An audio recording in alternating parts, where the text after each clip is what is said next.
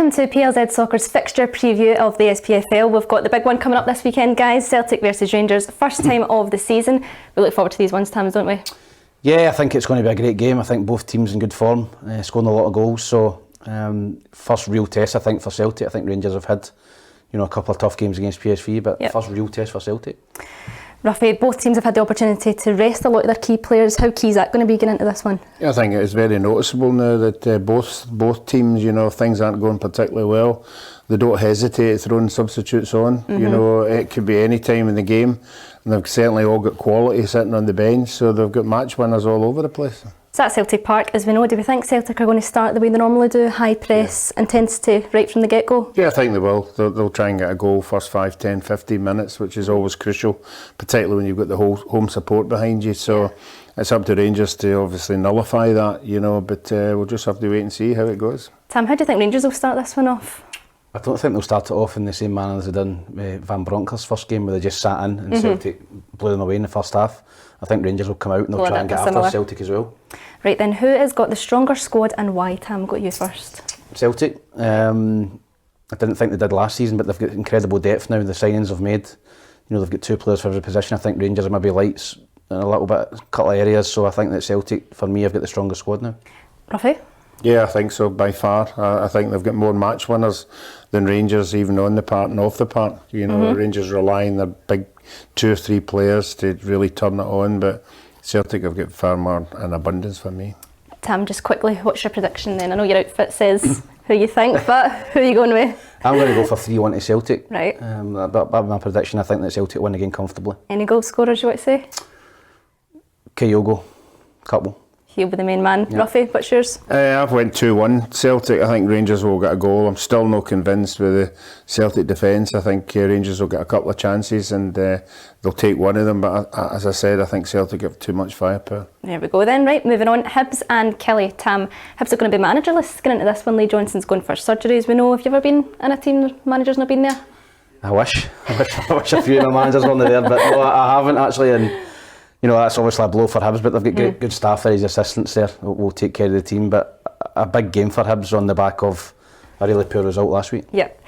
And Ruffy, is it frustrating for the Hibs fans, do you think, because they've got a draw out of Rangers and Hearts, but not against the smaller teams, Livingston and St Mirren? Yeah, I think it's the home games they've got to win. That's the one you've got to convince your fans that you are going to start winning games, and tomorrow's an ideal opportunity. I think they've got to win that to get everybody back on board. Well, Kelly, they knocked Hearts out of the Premier Sports Cup. Tam, do you see them doing well this season? I didn't. I was really surprised at that result during the week, to be honest. It was a great result for Kilmarnock. They've got a great record at Tynecastle over the last 8 or 10 years. So that was a shock result, but I don't see them beating Hibs. I think Hibs will be boosted by the 3 boys that they signed late last night, and I think they'll win the game.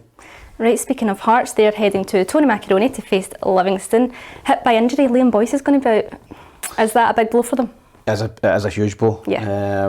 I know they signed a striker yesterday from Wigan on loan, so he maybe fill his boots, but I think Boyce is a good player, good goal scorer, leads the line well, and it means they're going to be kind of heavily reliant now on Shankland. Yeah, so Livingston, Ruffy, not had the best luck. The 2 red cards in 2 games, can't get much worse, surely. No, I know they're not showing the form that we usually expect at home. They will put up a good show tomorrow, but no, I've got a sneaking feeling that they'll lose this one. I think they're just going through that wee bad spell just now.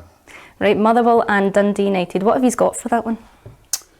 I think I went for a draw in that game. Dundee United, a great result during the week. To get through the next round. Motherwell doing quite well under Stephen Hamill. I was just going to say that. Is that typical of Dundee United players to come out with a result after they've lost their manager? Yeah, it is. I'm sure Jack Ross would have been sitting, somewhere raging. They never put that kind of effort and get that result for him. So that seems to be always the case when the manager leaves and an interim manager comes in. You get a result that you couldn't get under the previous manager. So Dundee United need to keep that kind of form up to get a result.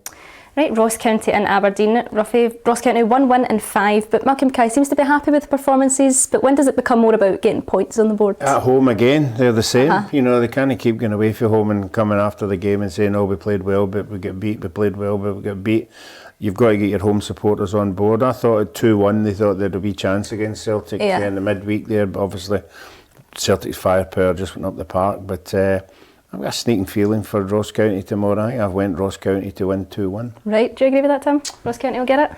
I think I've went for a draw in that game. I think that'll be a decent game. Aberdeen, poor result during the week. You know, I know they get through, but to not win down there 90 minutes would be concerning, I think, for some of the supporters. But I think I went for a draw. There we go. And last but not least, Battle of the Saints, St Johnstone against St Mirren. St Johnstone bottom 3 just now. They'll really need a result out of this one. Yep, at home, you know, they'll fancy their chances of a game they'll be targeting. You know, St Mirren at home, you know, a game to try and get 3 points, but St Mirren in terrific form, 3 wins, 3 clean sheets. I think they can go up there and definitely get something though. So I think I've went for a 1-each draw.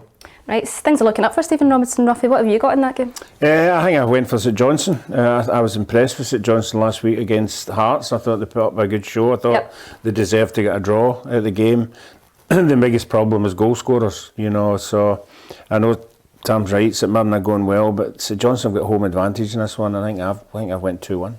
Right, well that's us. Join us on Monday where we'll be looking at all the results from this game, especially the big one, first one of the season. We'll see you at 4 o'clock on PLZ Soccer's YouTube channel.